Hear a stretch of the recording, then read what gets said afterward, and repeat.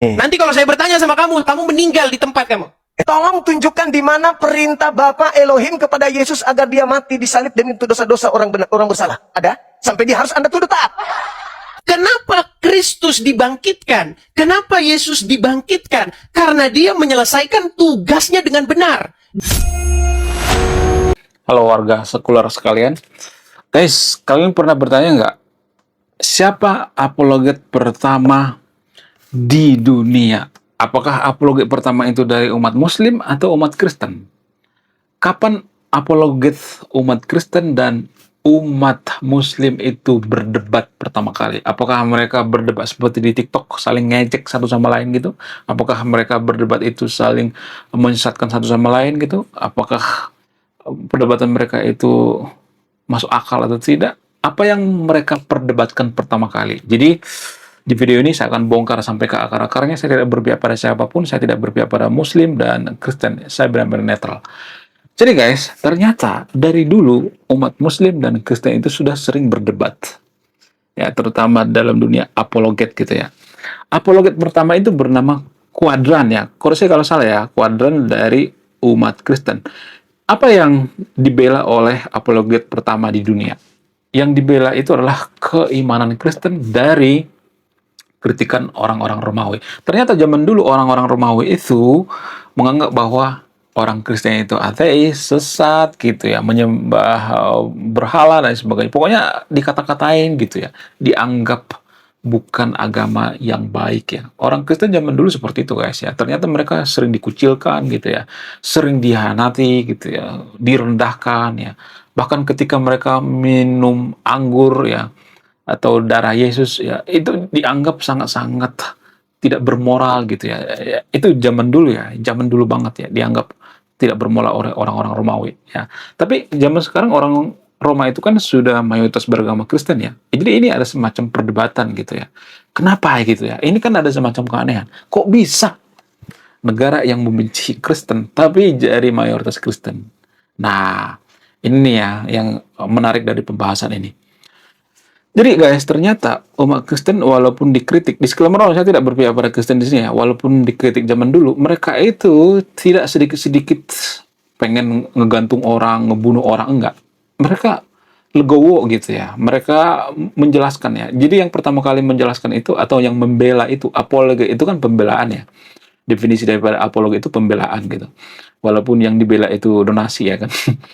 Enggak. Itu di Konoha ya, bukan di zaman dulu ya. Zaman dulu Kuadran itu orang Kristen membela keimanan Kristen dari serangan-serangan orang-orang Romawi gitu ya. Dari fitnahan-fitnahan orang-orang Romawi. Ya, jadi orang Romawi berpikir bahwa orang Kristen itu punya Trinitas ya, percaya terhadap 3 Tuhan, kemudian mereka juga dianggap ateis ya karena mereka tidak menyembah dewa. Jadi ternyata orang Kristen zaman dulu dianggap ateis, guys. Jadi ateis itu sebenarnya kata ganti kebencian kita terhadap seseorang. Ya, jadi orang Romawi zaman dulu menganggap orang Kristen itu ateis karena mereka tidak menyembah dewa. Sementara yang menyembah dewa itu atau yang tidak bertuhan itu dianggap ateis kan. Nah, jadi kebalik-balik itu ya. Kemudian selain itu ya, sering berjalannya waktu ya, setelah munculnya agama Muslim, nah terjadi tuh perdebatan antara Timothy versus Al-Mahdi. Koreksi kalau salah namanya. Jadi apologet pertama Kristen yang berhubungan langsung dengan umat Muslim itu adalah Timothy versus Al-Mahdi. Apa yang mereka perdebatkan? Apakah mereka saling ejek seperti di TikTok gitu ya, saling pengen menang debat gitu ya? Apakah mereka dapat gift gitu? Apakah mereka dapat donasi, ngumpulin donasi gitu? Enggak ada seperti itu guys. Yang mereka perdebatkan itu sama seperti yang diperdebatkan zaman sekarang ini, persis mirip banget. Ya, jadi makanya saya katakan template dari zaman dulu, dari zaman abad pertama itu atau dari zaman abad ratusan tahun yang lalu itu, ya perdebatannya itu aja yang diulang-ulang. Yang perdebatkan pertama kali antara Kristen dan umat Muslim itu, yang pertama itu, apakah Yesus itu manusia atau Tuhan? Nah, itu tuh yang diperdebatkan dulu antara umat Muslim dan Kristen. Ya, Timothy versus Al-Mahdi. Apakah mereka berdebat cakar-cakaran seperti TikTok gitu ya, bawa parang, bawa golok gitu, enggak. Mereka berdebat itu seperti diskusi gitu ya. Ya, saling memahami satu sama lain gitu ya. Antara umat Muslim dan Kristen zaman dulu ya. Ya, kemudian apalagi yang mereka perdebatkan? Yang mereka perdebatkan itu kesucian daripada kitab suci. Jadi ada yang mengatakan bahwa Bible itu dipalsukan, ada yang mengatakan Bible itu nggak suci dan sebagainya, ada yang mengatakan diedit dan sebagainya. Oh, kitab suci kita yang paling sempurna dan sebagainya. Jadi itu yang diperdebatkan. Dari dulu itu yang diperdebatkan. Kemudian apalagi? Bertauhid versus Trinitas gitu ya. Itu yang diperdebatkan. Jadi yang tiga ini yang diperdebatkan. Terus gitu berulang-ulang. Template gitu dari dulu sampai sekarang.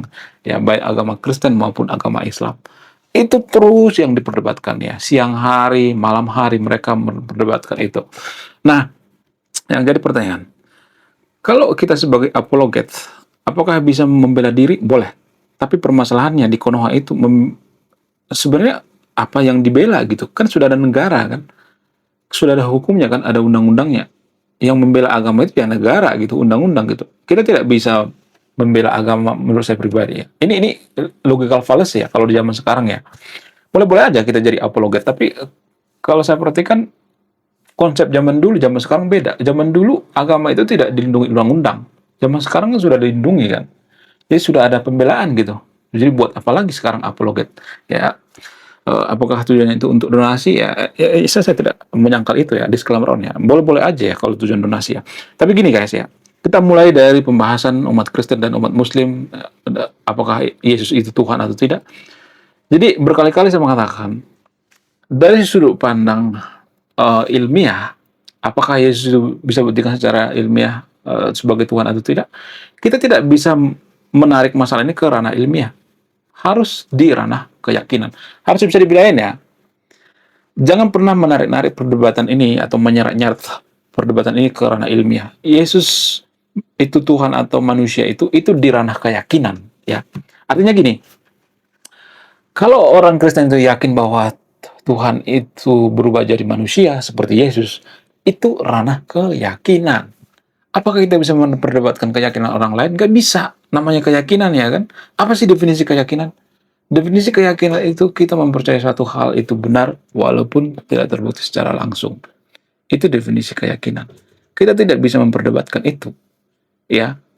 Kan nggak butuh langsung. Permasalahannya kita menyeret-nyeret masalah Yesus itu manusia gitu ya. Atau Yesus itu nabi bukan Tuhan. Itu ke ranah ilmiah. Jadi nggak semuanya tapi disclaimer nggak, umat tertentu di Konoha itu menarik ya perdebatan ini ke ranah ilmiah. Ini dua hal yang berbeda. Ini ranah keyakinan, ini ranah ilmiah. Nggak bisa dibawa ke ranah ilmiah. Karena ranah ilmiah itu ya butuh pembuktian, sementara keyakinan nggak butuh pembuktian. Itu yang jadi permasalahan. Jadi dari dulu perdebatan ini terus gitu berlarut gitu. Jadi kalau misalnya ada umat tertentu mengatakan, oh Yesus itu bukan Tuhan, itu tidak terbukti secara ilmiah. Lah, emang agama bisa dibuktikan secara ilmiah? Kan nggak bisa kan? Keyakinan kan nggak bisa dibuktikan secara ilmiah. Misalnya nih dapat wahyu nih ya, wahyu dari Tuhan misalnya, atau dari malaikat. Apakah ini bisa dibuktikan secara ilmiah? Nggak bisa.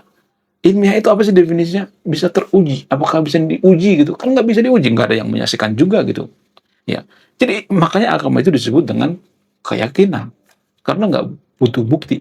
Ya, berkali-kali saya mengatakan seperti Nabi membelah lautan. Apakah itu di ranah keyakinan? Yes, saya masih yakin itu. Saya percaya itu dari sudut pandang keyakinan.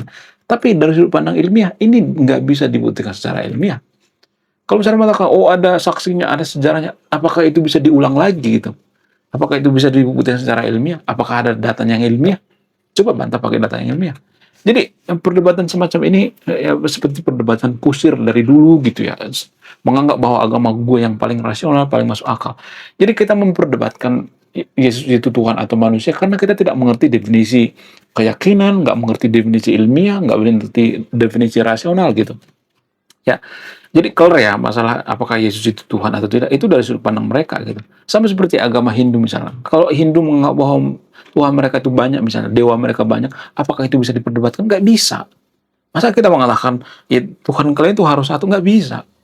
Ya, kalau misalnya mengatakan Tuhan itu satu, mana? Coba bisa buktikan secara ilmiah nggak?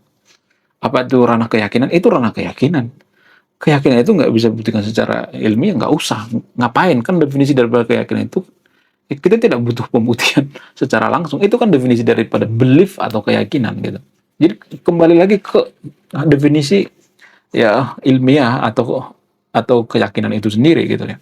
Jadi jangan digabung-gabung ya. Karena saya melihat ya, Yesus bukan Tuhan itu dibawa ke ranah ilmiah gitu. Tapi ketika agama mereka dibawa ke ranah ilmiah, mereka nggak mau gitu. Itu namanya egois gitu. Makanya muncul apologet ya. Ya sah saja kalau muncul apologet ya. Tapi jangan fokus pada donasi ya. Ribut ya. Kalau masalah duit nanti ribut ya. Sama seperti apologet yang ada di Konoha ya. Merebutkan uang, duit gitu ya. Ya, jadi jarang-jarang loh orang yang berani bahas seperti ini karena ini sensitif ya. Tapi ya kita harus bahas gitu ya dari sudut pandang keilmuan karena kedewasaan dalam beragama itu paling tertinggi itu adalah menganggap bahwa agama itu adalah keimanan gitu. Apakah keimanan itu bisa dibuktikan secara ilmiah? Nggak bisa. Namanya keimanan kan. Itu kan keimanan orang Kristen. Kalau mereka mengimani bahwa Yesus itu sebagai Tuhan, itu kan keimanan. Kalau misalnya mengatakan, nggak mungkin lah masa Yesus menjelma sebagai manusia, kemudian disalib, ya, nggak berdaya di tangan orang-orang Romawi. Lah, apakah keimanan itu bisa dibuktikan secara ilmiah? Hal ini sama seperti ketika ada nabi, ya misalnya nih ya, nabi ya, membelah lautan gitu. Kok dia membelah lautan? Mana buktinya secara ilmiah? Kan kita bisa mempertanyakan itu kan. Mana coba ulang lagi? Bisa nggak? Kan kita bisa mempertanyakan itu kan. Sama seperti itu ya. Ketika ada membelah bulan misalnya. Coba bisa diulang lagi nggak gitu? Kan bisa dikatakan seperti itu kan. Tapi kan itu kan keyakinan. Saya meyakini itu. Kalau ada nabi membelah bulan itu saya meyakini itu. Saya percaya itu dari sudut pandang keyakinan. Dari sudut pandang ilmiah itu beda lagi gitu. Ya, jadi harus dibeda-bedakan gitu ya. Jangan dicampur aduk gitu. Permasalahan katakan kita campur aduk gitu ya. Ya, kemudian Trinitas dan Tauhid ya. Jadi kalau misalnya kita menganggap bahwa Tuhan kita itu satu, ya kemudian orang Kristen mengatakan bahwa 3 in 1, ya 3 jadi 1 gitu ya. Ya, Trinitas itu kan definisinya kan beda-beda ya. Karena ranahnya keyakinan. Gini guys ya, kita menganggap bahwa Tuhan kita itu satu ya, Tuhan yang Maha Esa. Apakah itu bisa dibuktikan secara ilmiah? Nggak bisa. Kalau ini dari sudut pandang keyakinan, ya kita mempercayai itu, ya berkali-kali saya mengatakan. Itu boleh kita percaya karena definisi keyakinan itu ya nggak usah bukti secara ilmiah gitu, nggak usah bukti secara langsung. Ya kita mempercayai Tuhan itu satu itu ya mau 10 kayak mau 15 kayak kan itu kan keyakinan. Jadi ini yang susah dipahami ya. Mau bertauhid kayak mau trinitas kayak ya. Jadi orang-orang yang dewasa dalam beragama nggak mempermasalahkan ini lagi gitu ya. Buat apa gitu ya? Ya, kemudian apalagi yang diperdebatkan? Teks suci katanya atau ayat-ayat kitab suci. Ya, katanya Bible itu dipalsukan gitu ya, dipalsukan oleh Paulus gitu apa segala macam gitu. Jadi ini kan ada perdebatan ya, perdebatan alot di media sosial. Tapi gini guys, ya, sebelum kita meyakini bahwa kitab suci orang lain palsu atau dipalsukan gitu, jangan ke situ dulu deh. Ya, ketika wahyu turun gitu. Turun nih wahyu nih dari langit tuh ya. Atau dari malaikat. Apakah ini bisa dipercaya dari sudut pandang keyakinan? Yes. Saya juga percaya dari sudut pandang keyakinan bahwa wahyu itu turun dari Tuhan. Saya percaya itu dari sudut pandang keyakinan. Tapi dari sudut pandang ilmiah, apakah ini bisa diuji? Nggak bisa diuji. Ya, jadi jangankan kitab suci, wahyu juga turun dari langit. Itu kan bisa dipertanyakan juga dari sudut pandang ilmiah. Dari sudut pandang keyakinan saya masih percaya itu, ya. Tapi dari sudut pandang ilmiah, apakah bisa dibuktikan secara ilmiah? Bukti secara ilmiah itu harus empiris gitu ya. Ya, maksudnya bisa dirasakan gitu ya, bisa diulang gitu ya. Atau bisa diuji secara berkala. Turun wahyu misalnya. Kenapa wahyu itu selalu turun di tempat sepi? Kenapa nggak di tempat ramai gitu? Iya kan? Kenapa zaman sekarang nggak ada lagi wahyu? Kalau dia mengaku ketemu malaikat, ketemu Tuhan, ya kenapa coba? Kenapa nggak zaman sekarang ini nggak ada lagi yang dapat wahyu? Apakah karena ada HP gitu? Ya kan? Itu kan yang jadi pertanyaan. Jadi wahyu itu tidak bisa dibuktikan secara empiris, secara ilmiah. Jadi musuh terbesar orang yang beragama, yang mabuk agama itu adalah ilmiah dan empiris. Makanya mereka selalu ngata-ngatain empiris, ilmiah, apalah gitu ya. Jadi kita harus membedakan ya. Sebelum kitab suci itu kita anggap suci atau tidak. Ya, turunnya wahyu juga itu bisa dikritik kok ya. Iya kan?